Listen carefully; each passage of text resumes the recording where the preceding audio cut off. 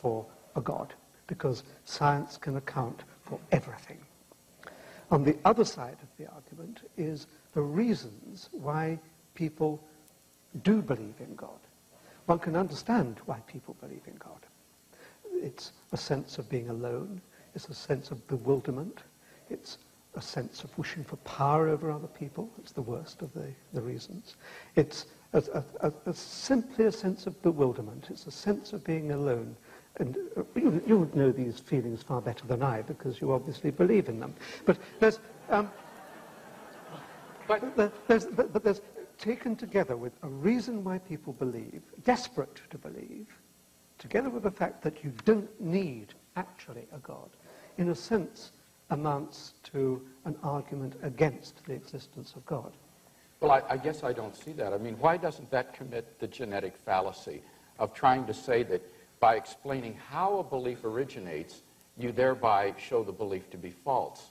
Even if it were true that belief in the existence of God were the product of fear and anxiety and so forth, which I don't for a minute admit, but even if it were, that's simply a genetic fallacy to say that because that's the way the belief originates, that therefore the belief is false. But that's only one half of the argument. I'm not saying that that alone is adequate, and I'm not saying that the fact that science can account for everything alone is also adequate. But taken together, the fact that science is omnipotent, and the fact that I can understand why people like you desperately want to believe in God, that is an argument against the existence of God. But two fallacious arguments put together don't make a sound argument, right? They are, but two legs are support.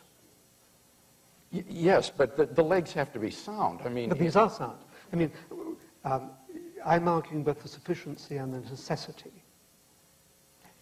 The first argument only, if granted, which I don't grant the premises, but the first argument only prove that it's not necessary to believe in God in order to explain certain things. That doesn't prove God doesn't exist.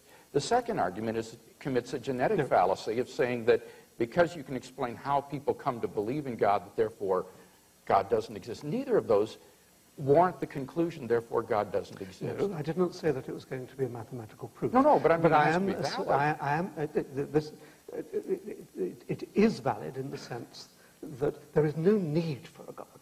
I mean, everything in the world can be understood without needing to invoke a God. You have to accept that that is one possible view to take about the world. Sure, that's possible. Okay. But do you deny that science cannot account for everything? Yes, I do deny that science So what can't it account for? Well, had you brought that up in the debate, I had a number of examples that I was going to give. I think there are a good number of things that cannot be scientifically proven, but that we're all rational to accept. Let me list 5.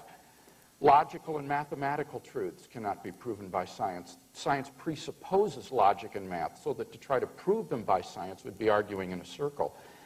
Metaphysical truths, like there are other minds other than my own, or that the external world is real, or that the past was not created 5 minutes ago with an appearance of age, are rational beliefs that cannot be scientifically proven. Ethical beliefs about statements of value are not accessible by the scientific method. You can't show by science whether the Nazi scientists in the camps did anything evil as opposed to the scientists in Western democracies. Aesthetic judgments, number 4, cannot be accessed by the scientific method because the beautiful, like the good, cannot be scientifically proven.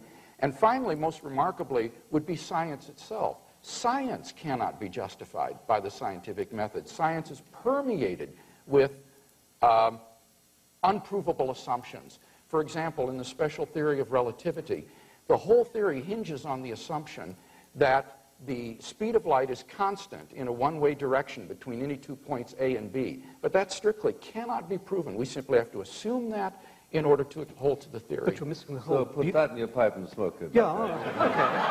Yeah. So none of these beliefs can be scientifically proven, and yet they are accepted by all of us, and we're rational in doing so.